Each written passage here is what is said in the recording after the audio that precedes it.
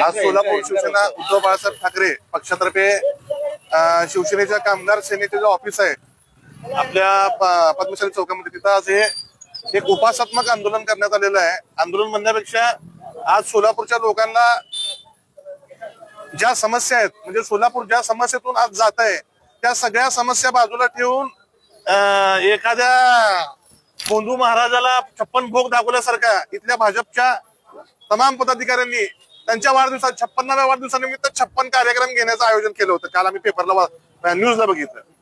आज सोलापूरला 56च्या काही पटे 560 100 पटीनं समजतात. रोहिणी तळवळकर यांना विचारलं, पत्रकारांनी विचारलं की बाबा सोलापूरमध्ये खड्डे बुजवण्याचा तुम्ही जे कार्यक्रम आहे त्या 56 कार्यक्रमात ते कार्यक्रम घ्याल का? त्यावेळेस रोहिणीताईंनी म्हणलं की तुम्ही खड्डे दाखवा, आम्ही ते कार्यक्रम करू.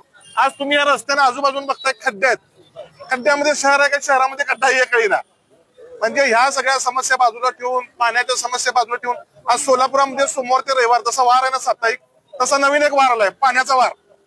तुम्ही पूर्व भागामध्ये येऊन बघितलं तर नवीन वार, बाबा आज पाण्याचा वार आहे. असे नवनवीन वार निघायला लागलेत, भाजपनी क्रिएट करायला.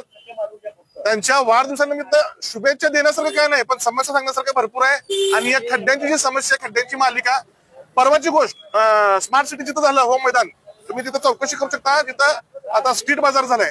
एमबीबीएस महाविद्यालयातील VM मधील मुलगी दगावता वाचलेली आहे गाडी स्लिप होऊन. तुम्ही रस्त्यावर जाऊन बघितलं तर लाल चिखल तयार झालाय. त्या चिखलावर घसरून आज आंदोलन महाराष्ट्राचे मुख्यमंत्री जे आहेत, गांभीर्य नसलेले मुख्यमंत्री, त्यांचा वाढदिवस भाजपच्या काही पदाधिकाऱ्यांनी 56 कार्यक्रम घेऊन करायचं ठरवलं.